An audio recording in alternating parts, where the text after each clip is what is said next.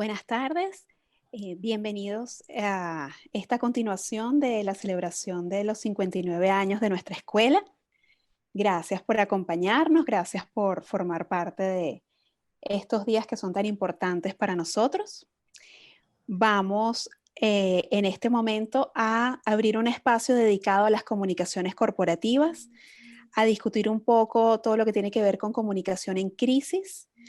Y tenemos el grato y el gran placer de contar con dos especialistas de esta área que aparte son profesoras de nuestra escuela, que nos van a dar un balance, nos van a contar un poco qué ha ocurrido, qué han hecho las empresas, qué podemos hacer, qué podemos esperar de cara a lo que es cerrar este año y qué nos depara, digamos, el 2021 en todo lo relacionado con las comunicaciones corporativas.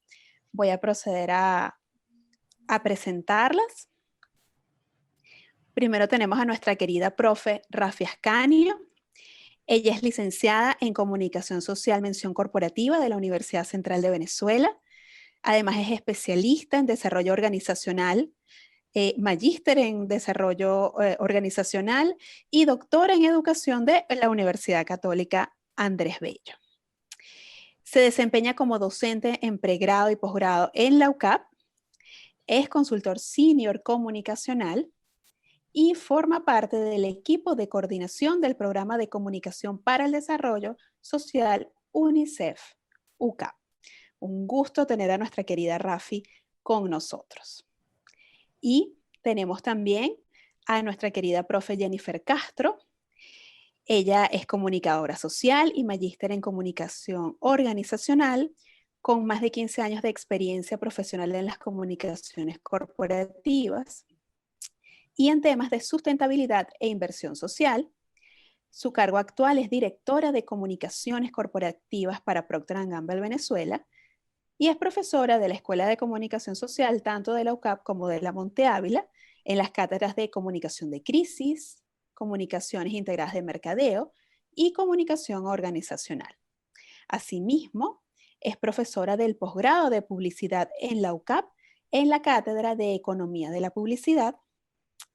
Es la autora del blog corporativo Todo y Nada Personal, que trata con humor las cotidianidades y retos del área de la comunicación organizacional. Además, disfruta de ser voluntaria y miembro del directorio de empresas, miembro del dividendo voluntario para la comunidad y miembro individual. Ama el voluntariado y cree firmemente en la acción responsable del hombre en cuidar y proteger el planeta. Así que dejo este espacio en manos de estas maravillosas profesionales para que nos cuenten su experiencia y nos hagan entender un poco más todo este tema de la comunicación en crisis, sobre todo en este año que ha sido tan complejo. Bienvenidas ambas. Hola, buenas tardes, María Carolina. Hola, Jennifer. Bueno, qué grata noticia, qué placer estar compartiendo con mis colegas, especialmente porque estamos celebrando 59 años de nuestra Escuela de Comunicación Social. Y fíjense que digo de nuestra Escuela de Comunicación Social, porque aún habiéndome graduado yo en pregrado en la UCB, de lo cual estoy muy orgullosa, por supuesto, mi alma mater original, amo a mi Universidad Católica Andrés Bello, donde tengo 23 años en la parte de docencia y he hecho carrera de mis posgrados y mi doctorado en general y por supuesto es mi segunda alma mater y tengo 50% y 50% de ese corazón partido en dos. Adelante, Jennifer. Profe, gracias. Bienvenidos todos y muchas gracias a la escuela por la invitación. Realmente es una celebración y además una celebración por todo lo alto. 59 años no es fácil decirlo. 59 años bueno, que se han visto rodeados de muchos eventos en el país, de muchas situaciones y que han visto pasar a muchos profesionales de la comunicación formarse en cada una de esas aulas. Así que para mí es un placer poder estar aquí y obviamente es un honor compartir, como siempre lo digo, con una profesora de la talla de Rafi. Así que estoy complacida, honrada y muy contenta de estar aquí. Muy bien. Bueno, también queremos darle las gracias a las profesoras coordinadoras de estas actividades del 50 aniversario. Indispensable mencionar a la profe Genevieve Sansurín, porque como decimos nosotros en la escuela, ella es la dura en materia de organización de eventos. Está nuestra jefa de departamentos, que es María Carolina Urbina, nuestra jefe del departamento. Y por supuesto la dirección de la escuela, que ha hecho un gran esfuerzo, como todas las cosas que hemos hecho en la universidad en estos 2 semestres que han sido tan atípicos, pero no por atípico hemos dejado de hacer las cosas, hemos dejado de celebrar lo que tenemos que celebrar y pues un gustazo tratar de poder compartir contigo, Jennifer. Así hacemos un equilibrio de promedio de edades, qué cosa tan chévere. Además tú eres rubia y yo soy, tú sabes, pasadita de horno. Esto está chévere y la idea es que podamos compartir con nuestra audiencia de una manera, si se quiere, informal, bajo el esquema de un conversatorio o de una tertulia, un poco lo que es el tema de comunicación en tiempos de crisis, ¿verdad? Es así. Sí, entonces no sé si ya tenemos licencia y permiso para comenzar. No sé qué dice por allí la coordinadora, si ya podemos ir arrancando nuestra presentación. Adelante, muy bien. Bueno, yo creo que la mejor manera de iniciar esta conversación contigo, Jennifer, es ubicándonos en el entorno de crisis, porque para nadie es un secreto que estamos mundialmente en una situación de contingencia. Y parece mentira, pero mientras más situaciones contingenciales ocurren local o internacionalmente, pareciera que es un hecho que las organizaciones, incluso las individualidades, las personalidades, no estamos atentos a estar frente a una situación de crisis, un poco por aquello de que si yo hago mis cosas bien, si todo lo tengo organizado, ¿por qué me va a pasar a mí lo que le está ocurriendo a la competencia? Y resulta que hay una cuestión muy peculiar con las crisis, es que las crisis no necesitan invitación. Las crisis vienen solitas, se cuelan por una rendija por donde ellas les parezca entrar y están dentro de nuestras casas, de nuestras organizaciones o en lo individual, pues con alguna personalidad, ¿verdad? Entonces yo creo que eso es bien importante como preámbulo antes de adentrarnos en el tema crisis. Y si me permites, antes de darte la palabra para ir haciendo, digamos que un intercambio, valdría la pena ubicar a nuestra audiencia en el contexto de lo que es una crisis. Si vamos un poquito a lo que es la acepción de la palabra, crisis viene del latín, pero también viene de crisis con K del griego. Y no es otra cosa que si vamos a la Real Academia que nos diga que es un cambio profundo que puede interrumpir un proceso. Hay un autor en materia de crisis que a mí particularmente me gusta muchísimo, que es Justo Villafañe, catedrático de la Complutense de Madrid, que él define crisis como el hecho de una disfuncionalidad que afecta el proyecto empresarial y con ello el desempeño de una organización, ¿verdad? Entonces, partiendo de ese contexto, hay que estar atento organizacionalmente cómo nosotros podemos afrontar en una circunstancia cualquiera una situación de crisis. Te doy la palabra. Sí, efectivamente, profe, yo siempre digo que hay 2 tipos de empresas, ¿no? Las empresas que han tenido una crisis y las empresas que están por tenerlas. Entonces, la crisis, nadie está exento de una crisis, como usted lo acaba de decir, y las características de las crisis son, realmente es que las hace únicas. Una crisis no se parece a otra, porque si se pareciera, bueno, deja de ser una crisis porque ya tenemos un antecedente y sabemos cómo actuar. Pero realmente lo que nos dicen los académicos es eso, ¿no? Que las crisis son sorpresivas, son únicas, y lo más importante es que te dejan poco espacio para la toma de decisiones.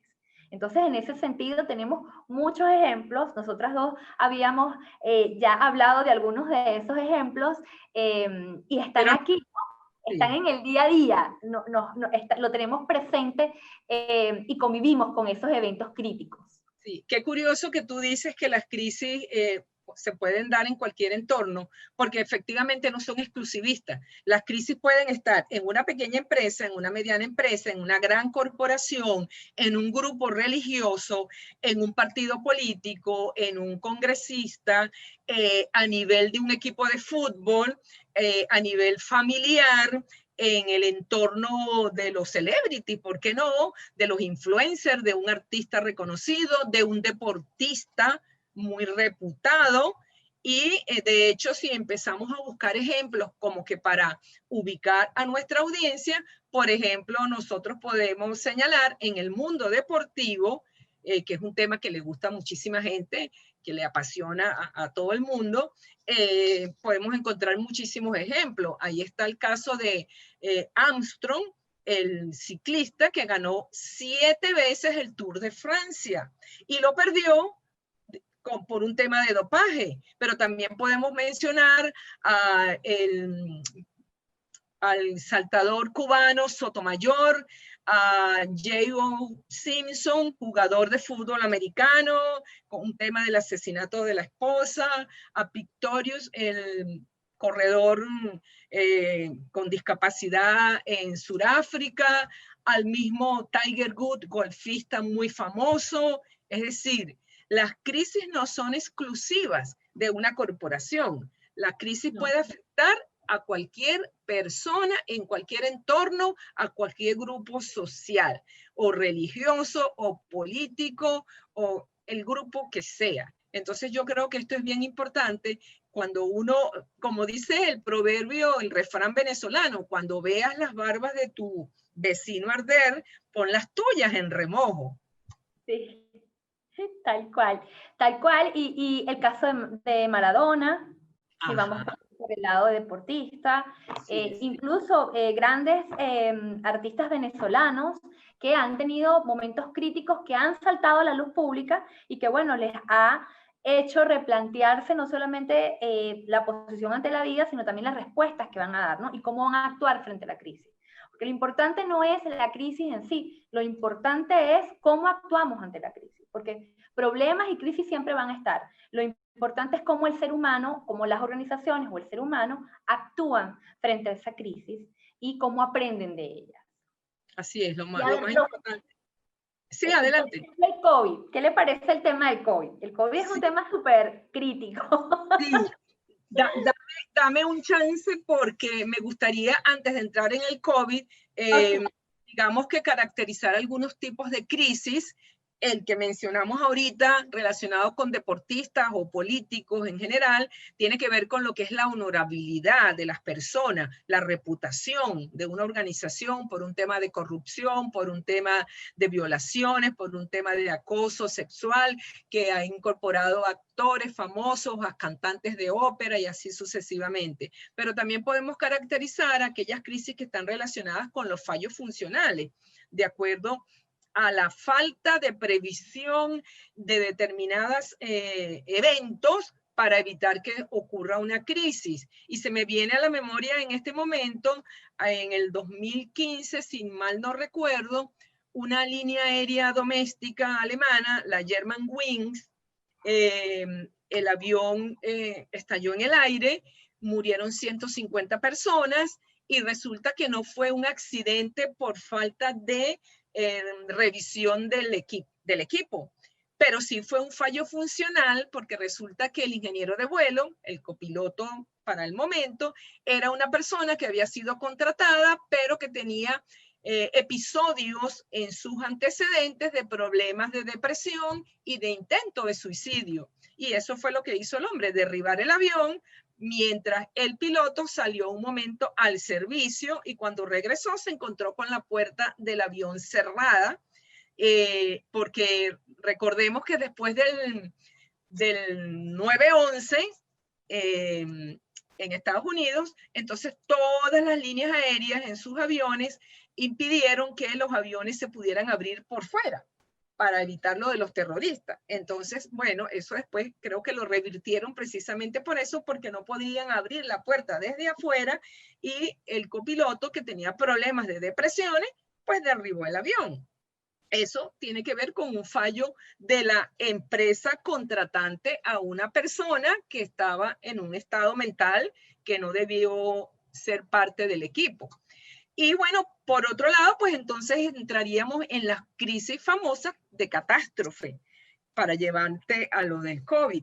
Y hay casos emblemáticos de catástrofe de ya de muchísimos años, pero que están allí en toda la literatura cuando uno analiza crisis. Una es el caso de Chernóbil en 1986, cuando explotó el reactor en Ucrania, y hasta el sol de hoy eso ha sido un desastre ambiental y un desastre de vidas humanas que, bueno, hasta esa zona y todos los alrededores prácticamente quedaron desiertos. Y por otro lado, hay dos casos también que han ido marcando pauta en el tema de catástrofe, como lo que fue el Exxon Valdez, que fue un tanquero que en 1989 encalló en la bahía en Alaska y derramó alrededor de 30 y tantas mil toneladas de petróleo,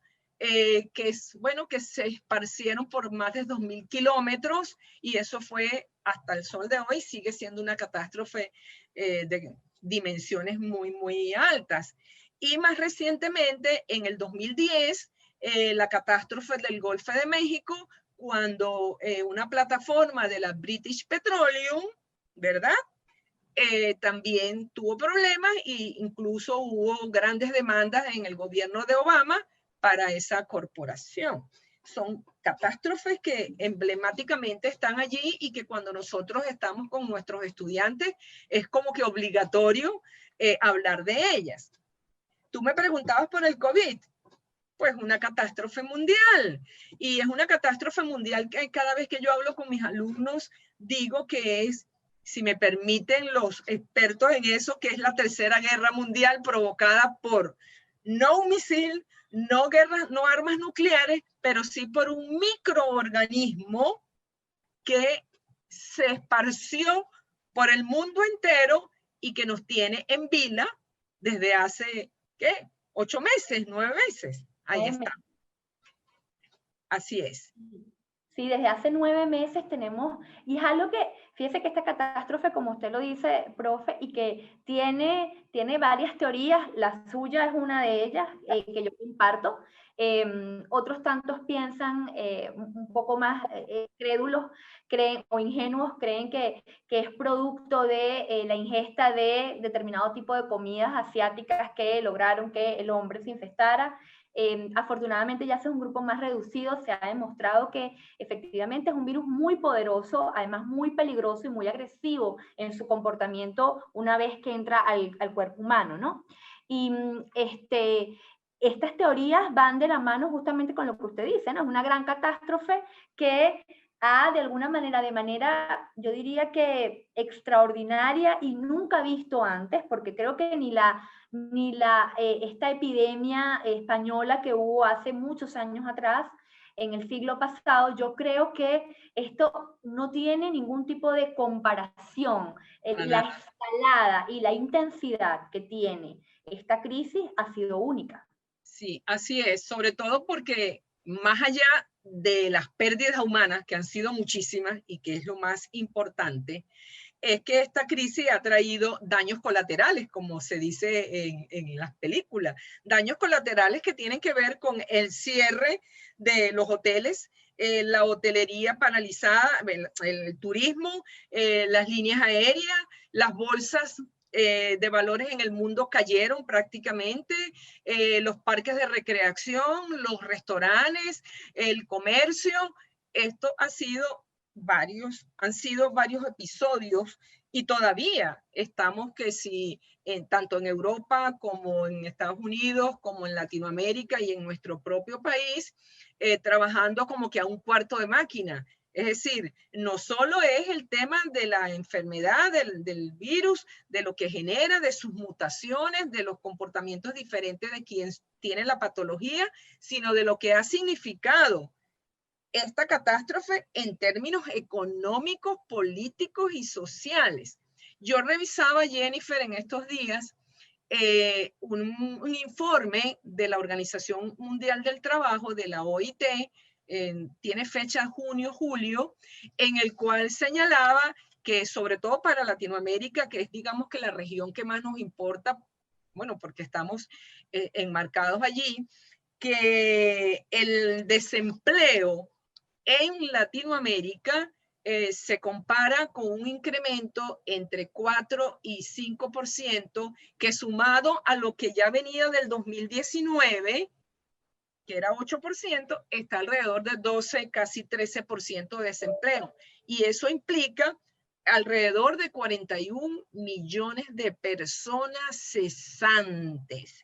Pero no es solamente la persona cesante, los negocios que pudieron haber cerrado, la calidad de vida del trabajador, la reducción de su salario, en fin, hay que ver el tema del COVID, no solo desde el punto de vista como lo vería un médico, un experto, un analista económico, sino también desde el punto de vista social y sus efectos. Sí, sí, y social, y además cómo ha mermado y cómo va cambiando la dinámica de relación de las personas, ¿no? Cómo va cambiando la dinámica en cómo se relaciona la familia, cómo se relaciona, bueno, nosotros mismos, ¿no? Cómo la educación ha dado un salto en, bueno, cómo llevamos adelante contenidos de calidad a pesar de la distancia, ¿no? Así es. Y usted hablaba del desempleo por la OIT, y justamente Fede Cámaras aquí en Venezuela hablaba ya en el mes de mayo, ya estaba hablando de 64% de la mediana empresa estaba siendo ya impactada por las consecuencias económicas del virus. Y esto quiere decir que, como usted bien lo dice, las compañías se ven afectadas, sobre todo las más pequeñas, en cuanto a la producción, es decir, bueno, no puedo producir de la misma manera porque no tengo la mano de obra que me ayude a hacerlo, y por otro lado, parece mentira, tengo entonces esa misma mano de obra que necesito para poder producir, a la postre tengo que lamentablemente desincorporar a parte de esa mano de obra para poder continuar adelante, con lo cual los índices de desempleo, como usted lo dice, tal cual como lo está refiriendo la OIT, también se repiten, según Fede Cámaras, en Venezuela. Y así como está Fede Cámaras, Consecomercio también advertía sobre las consecuencias en lo que es el desempleo, las tasas de desempleo, el aumento del desempleo en Venezuela debido a las consecuencias del virus en el país. Sí, y fíjate que este es un patrón que se va a repetir en casi todos los países. Estaba revisando también la organización en Estados Unidos que tiene que ver con la parte de bancarrota. Veía algunas empresas pues súper conocidas que honestamente a mí me dejaron en frío. Estaba viendo, por ejemplo, Hertz, que es esa empresa famosa de renta de automóviles para la parte de turismo. Bueno, esa es una empresa que tiene localización en más de 150 países, con más de 10.000 franquiciados en el mundo, y ha declarado una pérdida de 18.000 millones de dólares. Y eso ha implicado, por otro lado, que hayan tenido que despedir alrededor de 10.000 trabajadores solo en Estados Unidos. Y por otro lado, echaron para atrás el 90% de la compra de nuevos automóviles para reposición de lo que son sus equipos. Eso entonces es un daño colateral para esas empresas automotrices que les están vendiendo los automóviles. O sea, fíjate cómo se va encadenando el asunto. También veía una cadena de tiendas muy conocida, tanto en Estados Unidos como en Puerto Rico, que es JCPenney, con más de 840 tiendas entre ambos países. Han declarado también bancarrota por más de 4.000 millones de dólares. Han cerrado 150 de 242 que van a seguir cerrando en lo que queda de año. Es decir, ¿cómo va a impactar eso en esos trabajadores de esas organizaciones, los familiares de ellos que van a sentir el peso del que se queda sin empleo, pues? Entonces, verdaderamente el COVID es una catástrofe mundial. La salud, lo económico, lo político, lo social. Hay que contemplarlo de esa manera. Sí, y yo estoy segura que si no ya, porque bueno, hay que esperar cómo se desenvuelve y cómo la humanidad va resolviendo el tema, pero sin duda esto va a ser materia de estudio, profe, en los próximos años, en las materias que tienen que ver con gestión de crisis, porque definitivamente es una crisis que, como lo decíamos, no tiene comparación con ninguna otra, y tiene como muchas consecuencias en muchas aristas, en muchos sectores, ¿no? Y abarca a todo el planeta. Fíjese que cuando usted comentaba lo de las organizaciones, en Venezuela también hemos tenido casos muy, muy cerquita de organizaciones que, bueno, han tenido que públicamente admitir que han tenido que, de alguna manera, reestructurar sus operaciones en el país debido a justamente toda esta problemática del COVID, ¿no? Tenemos empresas que, por ejemplo, se han visto en la necesidad de ceder sus operaciones a otras empresas nacionales para poder continuar con el tema, porque, por ejemplo, las empresas que producen alimentos, todo el tema de importación de productos se ha visto parado.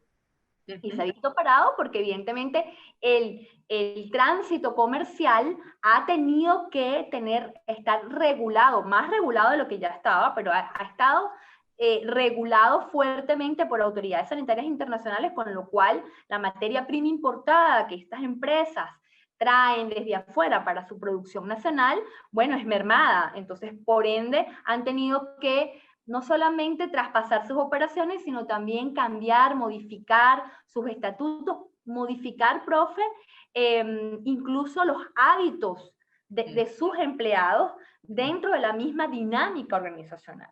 Entonces, las mismas universidades han tenido que cambiar, los profesores hemos tenido que adaptarnos a la tecnología, que adaptarnos a las nuevas demandas y los nuevos hábitos que el COVID trae justamente en materia educativa y en materia también de producción, y digamos que en todas las aristas económicas y las actividades económicas que tienen los países.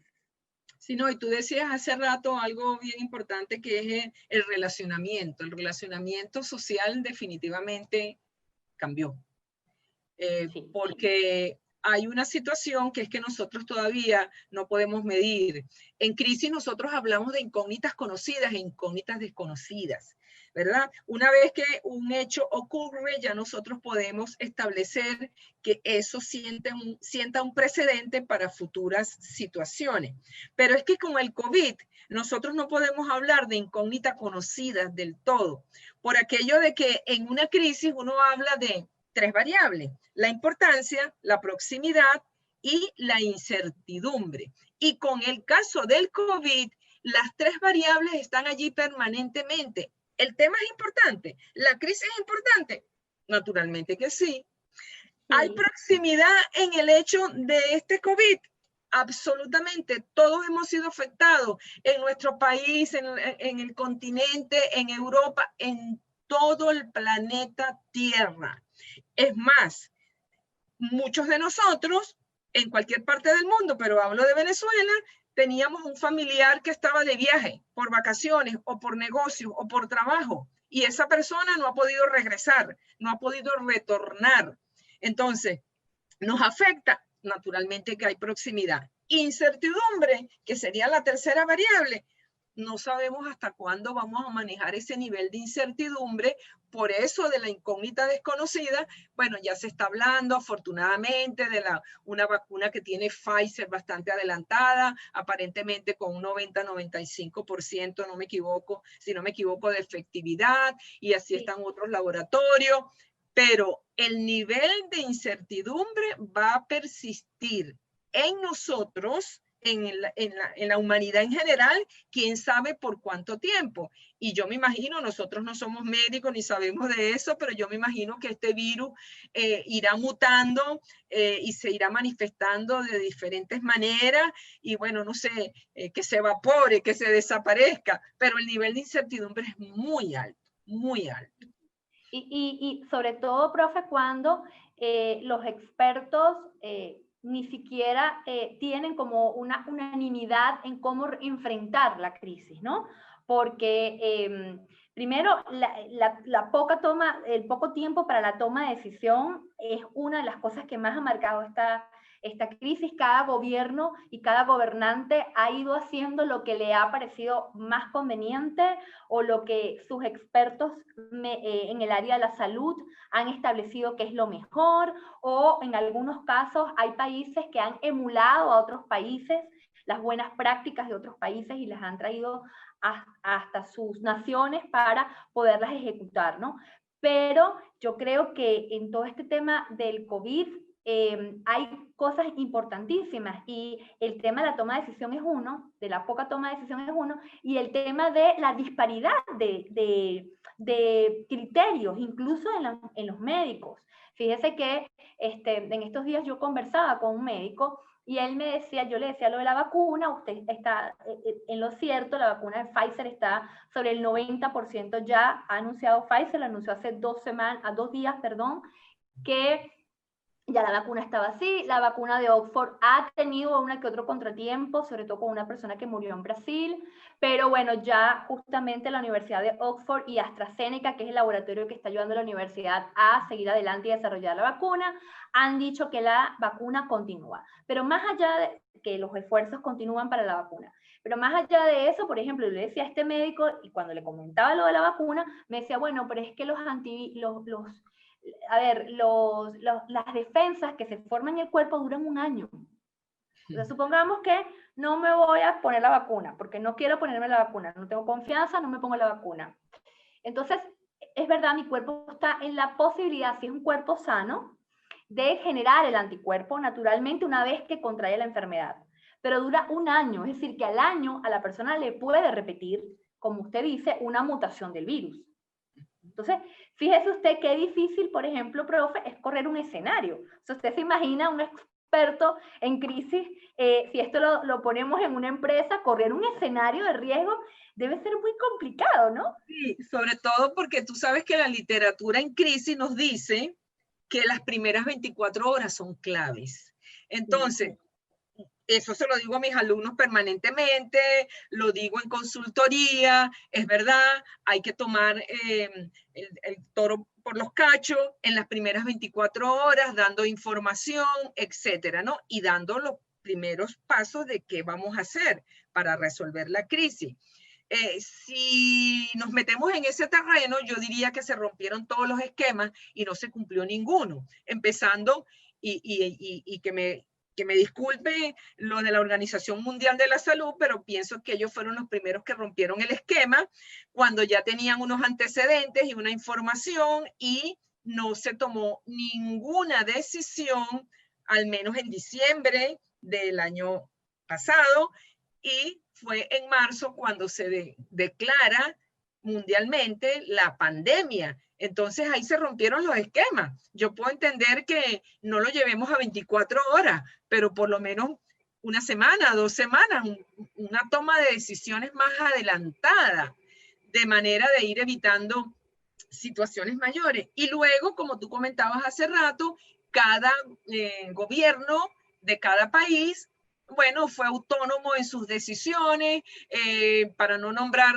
países en particular, algunos decían aquí no está pasando nada, eso es mentira, no sé qué, no sé cuánto, la gente siguió en las calles y después vimos los resultados en muchos de esos países, lo que ocurrió y cuánta gente se enfermó y cuánta gente murió y todo el tema relacionado con los profesionales de la salud, los médicos, las enfermeras, no solo el gran esfuerzo que tuvieron que hacer, sino que muchos de ellos terminaron siendo víctimas, ¿verdad? De la enfermedad, gente de todas las edades, porque al principio decían que eran las personas adultas mayores, los que tenían patologías con la diabetes o con problemas cardiovasculares, por un tema de sus defensas, de cáncer, etcétera. Pero resulta que es que las crisis no escogen.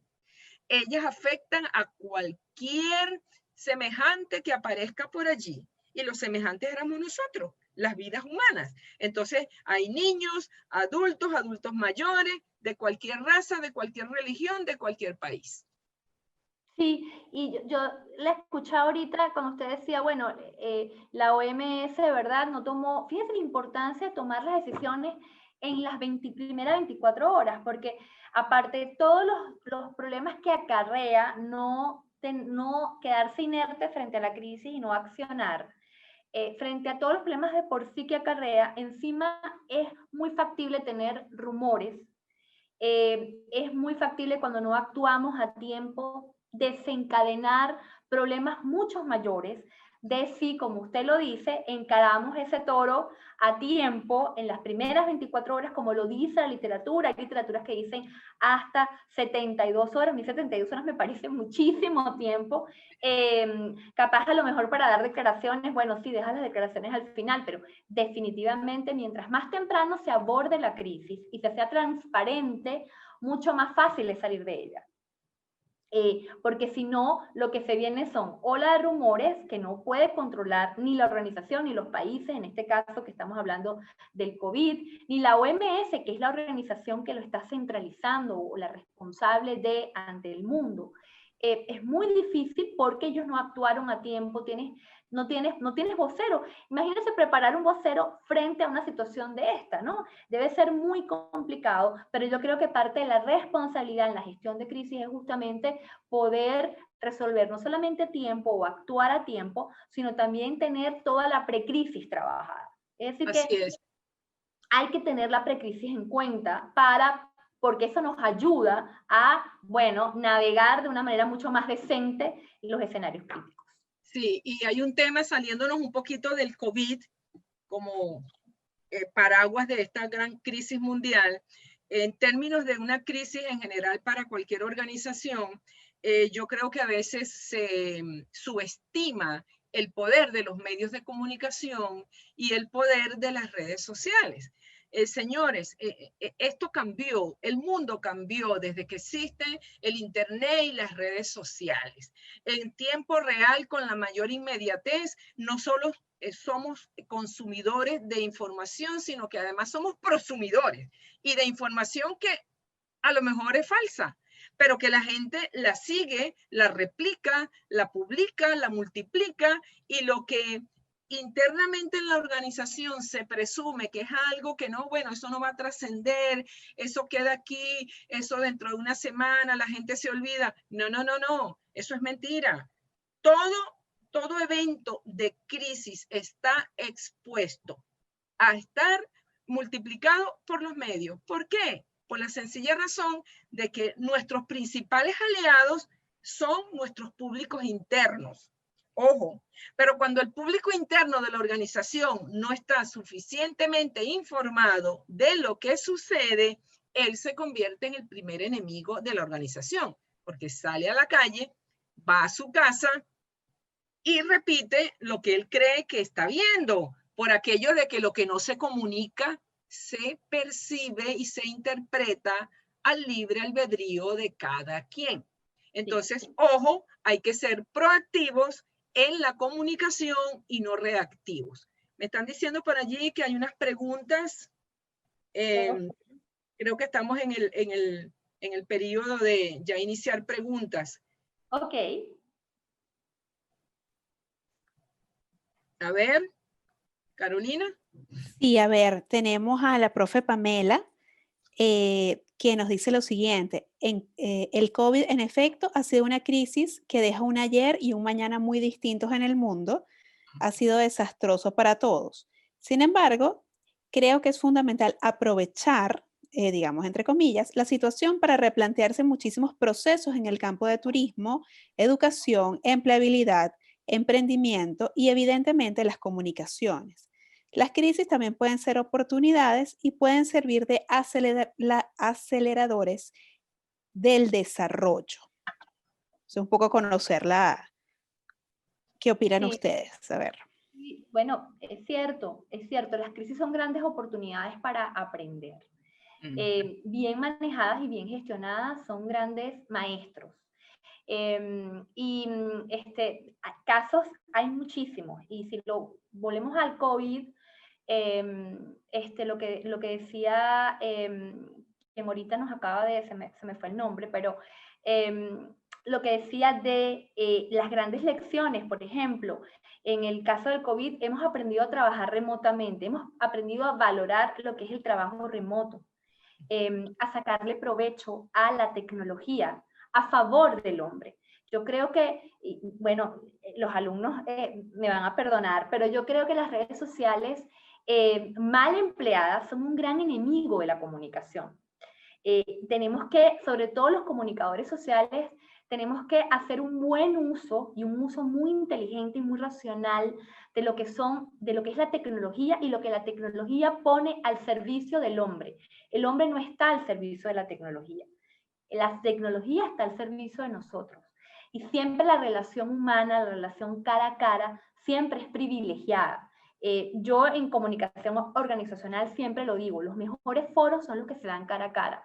Pero indudablemente que hay que aprender de las crisis, y el tema del trabajo remoto yo creo que es uno de los grandes tesoros que deja la pandemia en lo que es la comunicación y las formas de trabajo.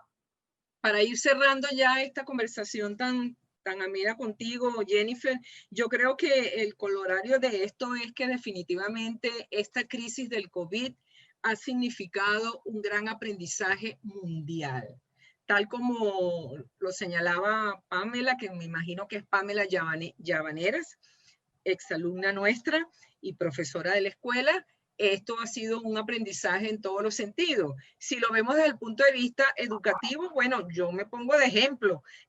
Yo usaba módulo 7 en la época de las guarimbas y usaba un poquito módulo 7. Pero a partir de el semestre pasado, agarré un puñal, me perdonan lo coloquial, y me empecé a rasgar por aquí para aprender módulo 7 y el uso de la herramienta. Y luego el Google Meet y el Zoom, etcétera. Me metí en un curso, más allá de los nuestros de la universidad, de un bootcamp en el Banco Interamericano de Desarrollo, para aprender cosas, porque yo decía, yo necesito generar la misma empatía que hago presencialmente con mis alumnos, y ¿por qué no lo voy a poder hacer a través de una pantalla? Y creo que los profesores en nuestra universidad, en nuestra escuela, y en general en la universidad, hemos hecho un gran esfuerzo y lo vamos a seguir haciendo para mejorar esta presencialidad remota, como la hemos venido llamando en los últimos tiempos. Y yo creo que sí, que definitivamente es un aprendizaje en todo, para las organizaciones, tener previsto su manual de crisis, sus proyecciones. Si no me pasa esto, plan B. ¿Cuál es el plan B? Porque también muchas empresas se quedaron como que en neutro. Bueno, sí, hay pandemia, se cierra todo. Y la respuesta fue como que tardía, y con el tiempo empezó a surgir el tema, sobre todo del delivery, de las comidas, de la farmacia, de muchísimos otros comercios. Y en definitiva, sí, esto ha sido un gran aprendizaje, y yo digo que qué bueno, no la pandemia, naturalmente, pero qué bueno que hemos podido aprender de esta crisis mundial. Sí, sí, profe, yo concuerdo con usted en que hay que tener el manual de crisis, desempolvarlo, porque muchas organizaciones lo hacen y lo meten en una gaveta, Creo que hay que desempolvarlo quienes no lo tienen a mano, tenerlo a mano, repasar, ver, modificar, actualizar, prepararse para la crisis. Y prepararse para la crisis significa eso, tener la precrisis hecha, ese checklist listo. Y lo más importante, creo que es el actuar a tiempo. Hay que actuar a tiempo, hay que entender cuáles son nuestras variables, con qué variables podemos trabajar y con qué variables definitivamente no podemos trabajar, y aprender de las lecciones. Así es. Muchísimas gracias, Jennifer, por acompañarme en esta tarde y formar parte de este equipo que está celebrando el 59 aniversario de nuestra Escuela de Comunicación Social, la mejor escuela de comunicación social del país. Gracias a ambas, gracias por esta conversación tan interesante, tan sabrosa, que nos pone en perspectiva muchos aspectos. De verdad que agradecidísimos por contar con ustedes.